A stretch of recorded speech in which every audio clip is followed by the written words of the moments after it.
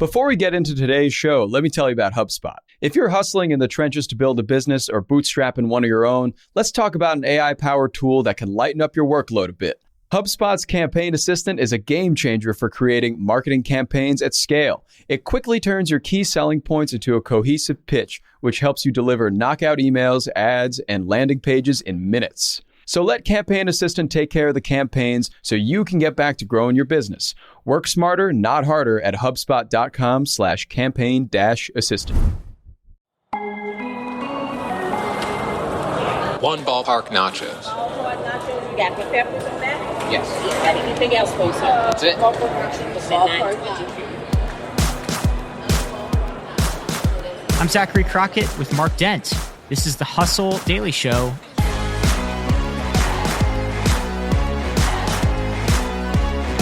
Today, we're going to tell you the story of a family business in Texas that invented ballpark nachos, and nearly 50 years later, still controls a substantial chunk of the market.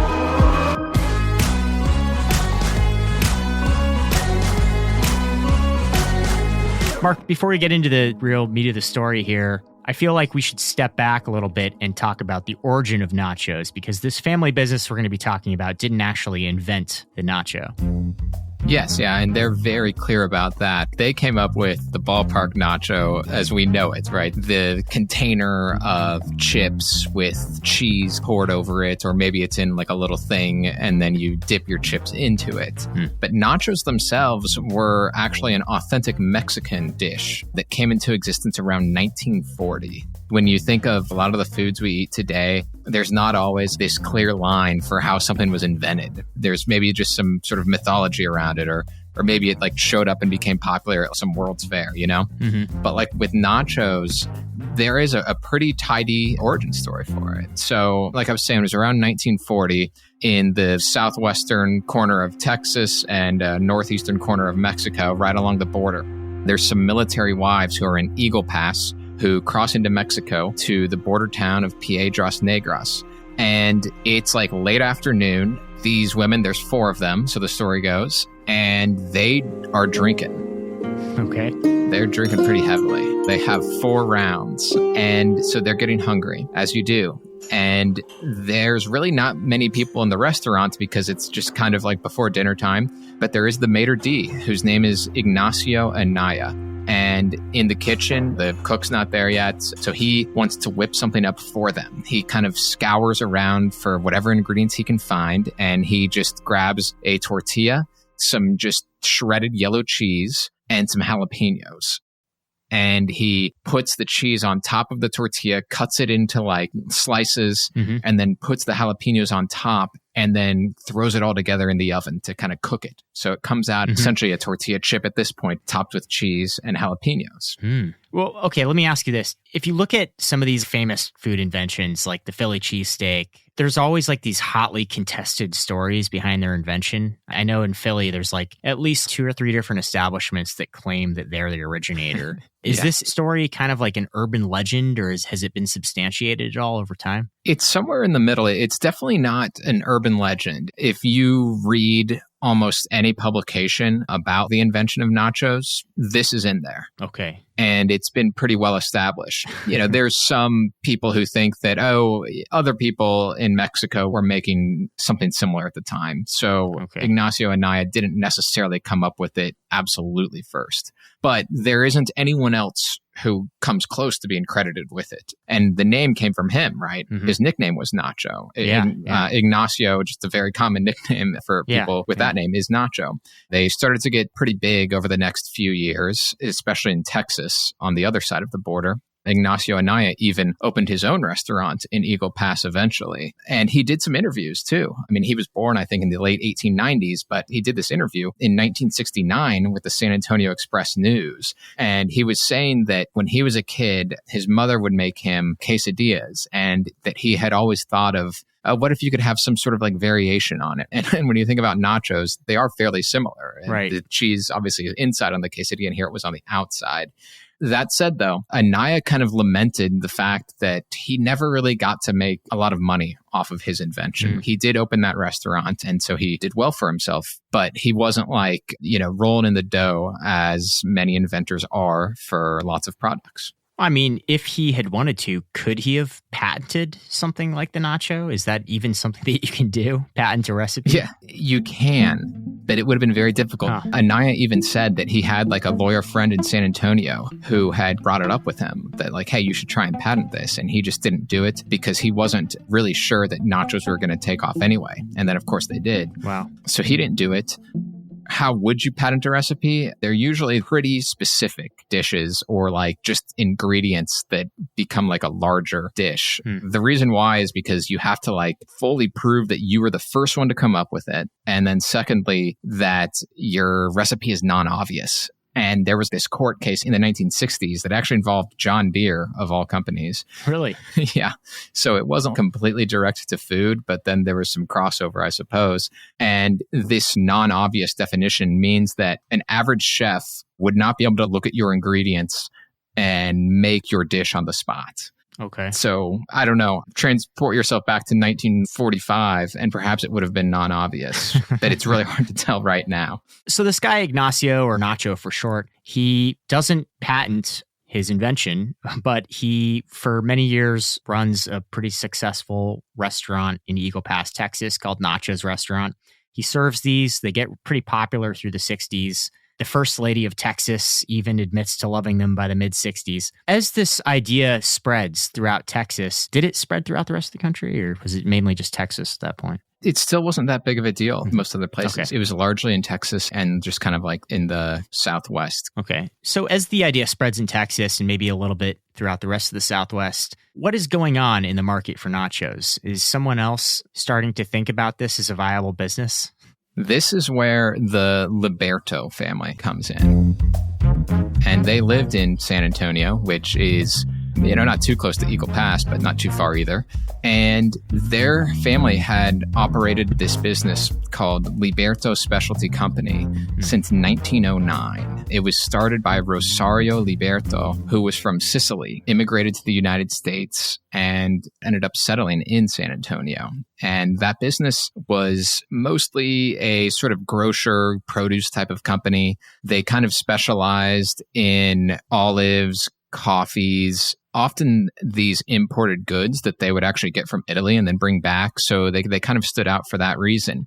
But San Antonio was like a town that kind of loved to have these festivals. They had a lot of them, like parades, festivals, big parties, things like that. Okay. And so Rosario Liberto got the idea to start selling peanuts. So that was something that ended up being the genesis of their bigger business, which is like the concession business. And, back in the 1920s, sports weren't a big deal yet. Movie theaters were obviously quite a few of those, but they're not quite like they are today.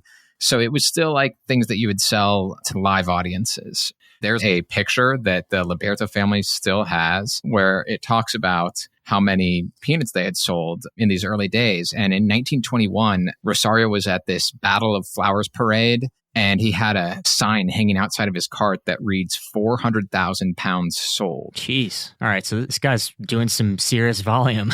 Yeah, major peanut selling. So when he dies, the company passes on to his son, Enrico, who kind of, just builds it up a little further. Then it gets passed on to Frank Liberto. And this is like more by around like the 50s and the 60s. And Frank Liberto takes Rico's to a whole nother level. He makes it into like a full stop business for anything that someone who wants to have a concession stand needs. They would sell not just peanuts, but popcorn, snow cones, CO2 for fountain sodas. They would have a janitor staff that they would employ. So that way their clients wouldn't even have to worry about like the cleanup. It was just like a full stop shop. And they got some pretty big clients because sports were starting to take off around this time, especially in Texas. You had a baseball team called the Texas Rangers, who were one of their key clients. So the Rangers want food served in their park. Liberto is a one-stop shop for them. They get everything they need to keep the fans happy. They're just an all-in-one business that caters to this burgeoning sports market in Texas. Exactly. And Frank Liberto, he was like a real grinder.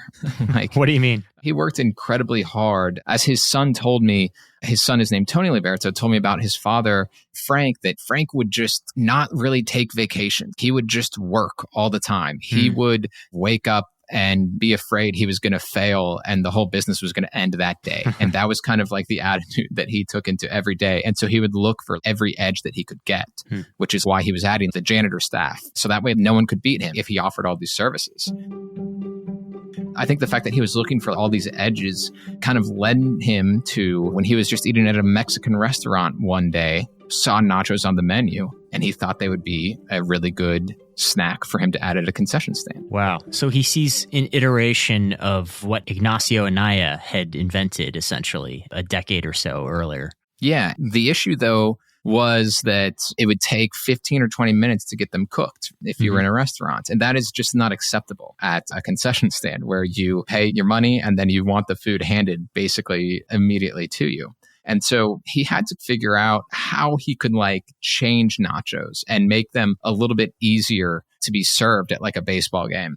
And he realized pretty quickly that the cheese was going to be probably the most important aspect of it. And so he started corresponding with the Rangers and kind of looped them in on what he was doing. And they started working on ways where they'd just have some chips and they'd just melt all types of different cheeses they could find and see what melted. Like what kind of cheap cheese would actually melt really fast to the point where you wouldn't have to throw it in the oven or something like that. And so they started working on that. And soon enough, he was like, okay, I think I can do this. I want to go ahead and push forward and take the gamble. And what cheese does he settle on? So the gamble that he took was kind of having to find the right ingredients because his company didn't manufacture, right? They didn't produce any of these things, at least not at this point. And so there's the three key ingredients. So the tortilla chips. He had a friend who had a chip company there in San Antonio, and he talked him into helping make a sturdier chip that wouldn't just become soggy under the weight of melted cheese. So that was a fairly easy one for him to find. Then there was the jalapenos. And for that, this kind of goes back to this guy's personality. He told his family they were going on vacation. And then they drove about 5 or 6 hours south into Mexico. And they stopped somewhere outside Monterrey to this farm, La Costeña, which is a big grower. And he met with someone there and cut a deal to get jalapenos on the cheap. He pulled the old switcheroo on his family. Yeah, exactly. Yeah. And then finally, for the cheese sauce, he found Dean Foods. And he met with the president of Dean Foods, who would only meet with him at an airport in Chicago. And they started talking it over. And eventually what would happen is that his company would kind of get their own specific cheese made by them. But for now, they kind of just got cheese and they cut a deal for how much he would have to order. And it was a lot. So that's where it was like a gamble, right? He had to buy all these supplies, not entirely sure how interested the Rangers really were. All right, so that takes us to the next part of the story here. He's finally got this system figured out for the nachos to streamline the production a little bit and produce them at a sustainable volume. But then he hits this other roadblock with the Texas Rangers, his first big prospective client. The Rangers have some serious concerns about nachos. What are they? The Rangers were afraid that nachos would cut into the sales of popcorn by too much. Okay. And popcorn was kind of the big money-making concession at the time. Popcorn was their highest margin item. And the Liberto family would sell popcorn to the Rangers back in the 1970s, maybe 5 or 10 cents. Yep. And then the Rangers would go and they'd sell it for about 12 times that. So it was just this really high margin item. And they kind of thought of it as okay, well, that's a snack. These nachos are a snack. We don't want to cut into our own good profits here. Right. But to kind of sway them, Frank Liberto said he would mandate jalapenos be served on the nachos. You had to have them on there. Why? You'd get thirsty. You would need something else, basically, whether it was a soda, maybe another food item, a beer, etc. And that is what led to the Rangers giving him this opportunity. They were still a little hesitant. They would not allow the Libertos to sell the nachos from the actual concession stand when the season started in 1976. They forced them to have their own separate carts in the walkway or whatever away from the concession stand. And so Tony Liberto, who runs the company now, is the son of Frank. He helped to just build about a dozen of these little carts, and they put them up in the stadium, and immediately the nachos were popular. How popular are we talking here? Like, do we have any numbers? So in 1979, which would have been about 3 years after they came out, there are some numbers actually. And it was 531,000 orders across the whole season that year. Wow. So that's 530,001 orders in roughly 80 games. The team's total attendance was 1.3 million. So that means out of every fan who attended a game, one of every 2.4 ate nachos. Wow, that's ludicrous. So in addition to that, it seems like Liberto's vision, his kind of insidious vision for requiring the jalapenos paid off too, because concession sales also jumped those first few years, which meant that presumably those nachos were causing more purchases of sodas, beers, beverages, and other things. Nachos, they were a catalyst of other food purchases. So it worked out like exactly as planned. But that said, they still, at least for the first couple of years, remained this niche item that was kind of a Texas thing. Then it started to change. So the Libertos probably could have stopped there and had a nice little business for themselves just off the one Texas Rangers client, but they had a grander vision. Who did they go after next? Well, they stayed local and they went for the Dallas Cowboys. And that was just about a year after they started the nachos at the Rangers games. So by like fall 1977, you could get them at Dallas Cowboys games. And one night, the famous broadcaster Howard Cosell was there for Monday Night Football. And, you know, even today, Monday Night Football is still kind of a big deal. But then it was just like this mesmerizing national audience. And Howard Cosell just starts eating nachos and he raves about them on the air. So all of a sudden, people around the country hear how good these ballpark nachos are. And that leads to United Artists, a big theater chain, which is now Regal Cinema, hearing about them and getting interest. And they want the Liberto family's nachos in every single one of their theaters in the U.S. They want them in some international theaters even. And so really very quickly in the late 70s and early 80s, the Liberto family has this massive, massive client.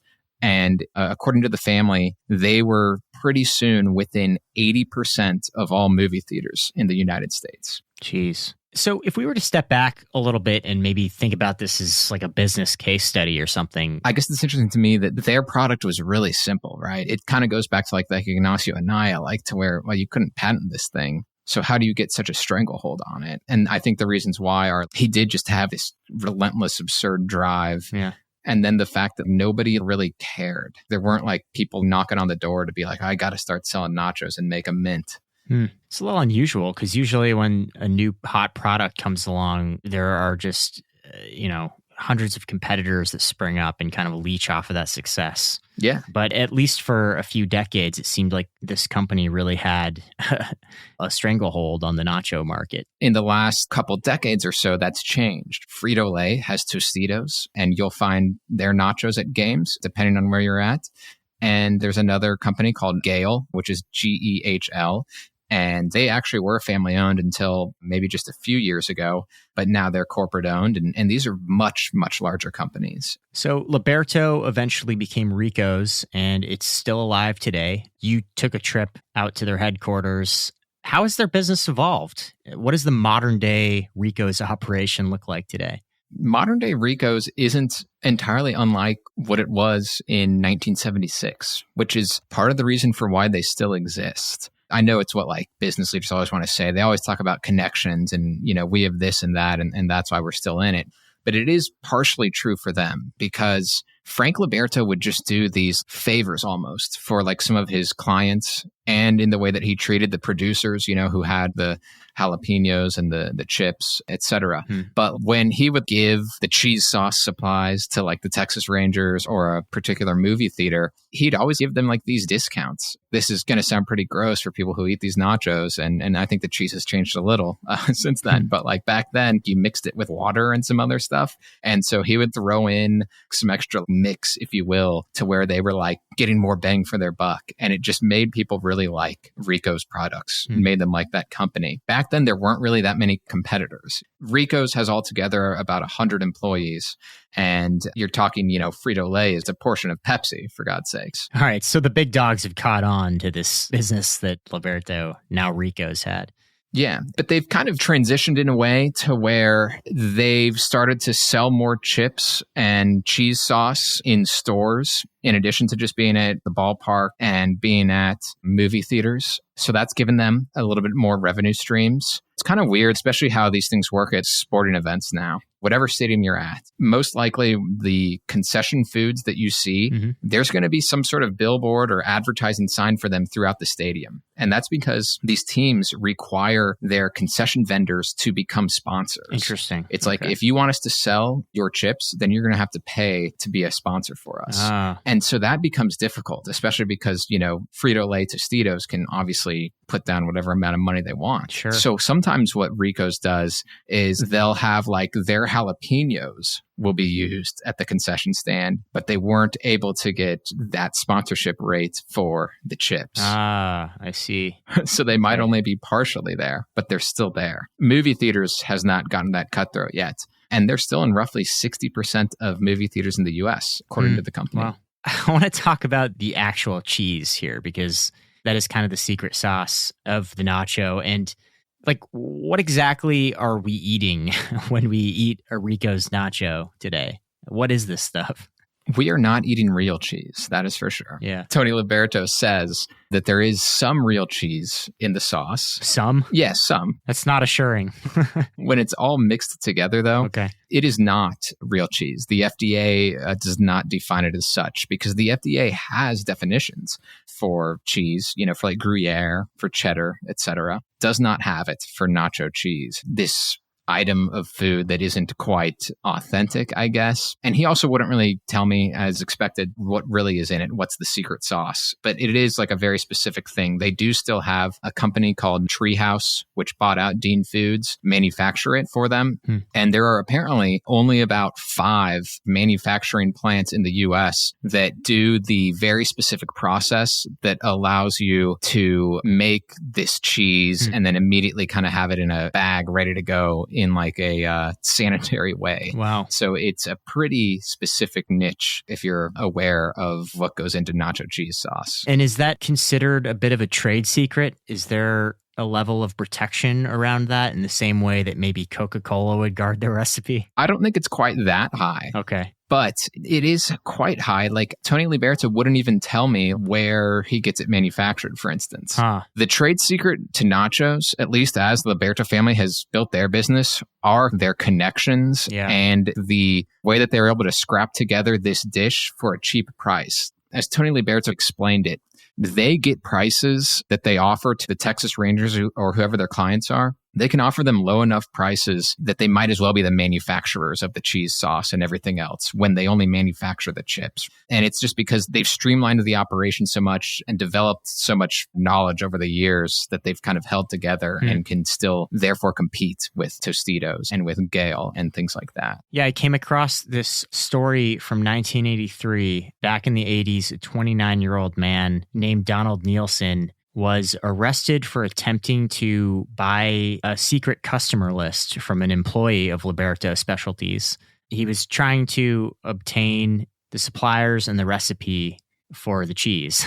And he was arrested and thwarted. But at least at one point in time, this was considered a highly secretive and coveted recipe or process. Right. I think that kind of gets to what I was explaining there, because the secret that he was trying to steal was basically, where do you get the cheese from? Exactly. Yeah. It wasn't like the cheese itself. Now, here's an interesting thing about that story. So that was an employee of Liberto Specialty Company who was going to like hand off that list of manufacturers there, client list, if you will. And at least as Tony Liberto explained it to me, his father, Frank, the really like hard, relentless guy, he found out about it before it happened. Uh-oh. Yeah. You don't want to deal with Frank. No, you don't. And so what he did was kind of start following that employee. The CEO did this, started following the employee around, seeing what he was doing, who he was meeting with. and he looped in the police officers, and they set up a sting operation so they could catch that person in the act of handing off the secret list there. All right. Well, that's probably like the only sting operation in history over nacho. Secret intel. Yes. Wow. Interesting. So today, what's Rico's bottom line looking like? What does the nacho business look like in terms of revenue and numbers and sales? I couldn't get the most updated numbers from Tony Liberto. He wouldn't give that to me. But Rico's in 2019 was making around $128 million. And over the course of the pandemic, he said that they really stayed pretty strong because instead of going to games or movies, people were just buying their products at the store. And like I said, they've really made a push to try and get their name out there. So people realize, oh, these chips I've been eating at the baseball park all my life are Rico's, and I can now enjoy them at home. They've been fairly successful at that so far. They've seen growth every year in the 5 to 10% range.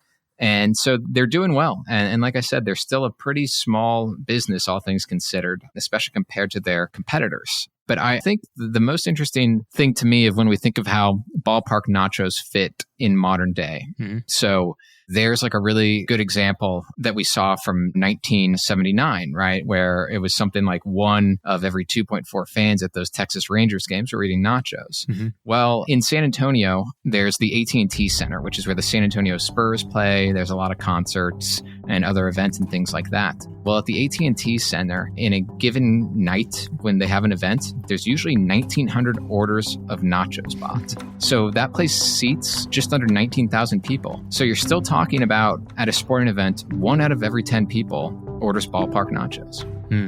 A slight decline from the 70s. Slight decline. More than I thought it would be, though, still. Yeah, still pretty hot. Have you ever ordered nachos at a sporting event? Like, what's your go-to? Oh, yeah. I typically do all the time. Even as a kid, I think my parents would only let me get hot dogs. I don't know why. They were not a health food. But, eventually they finally let me get nachos. And so, yeah, when I go to a baseball game and I eat some food, or a football game, whatever, it's usually nachos.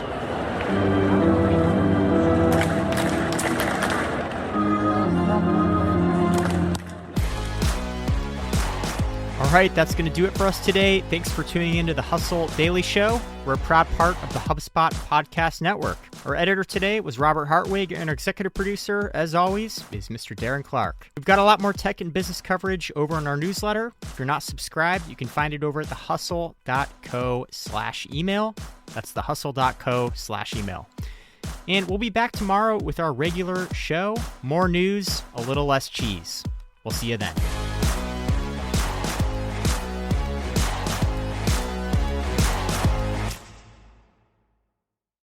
Hey guys, if you listen to the Hustle Daily Show on Google Podcasts, we want to let you know that the option will no longer be available pretty soon. Google is sunsetting its podcast app sometime in early 2024 in favor of YouTube Music, and we want to give you a heads up before it's too late, since that time's almost here. The Hustle Daily Show is available everywhere and anywhere that you listen to podcasts, like Apple Podcasts and Spotify. If you're using YouTube Music, we are there as well. If you're an Android fan, there are plenty of apps like Overcast, Pocket Casts, Player FM, and more. So just search for us wherever you decide to listen to your favorite podcasts.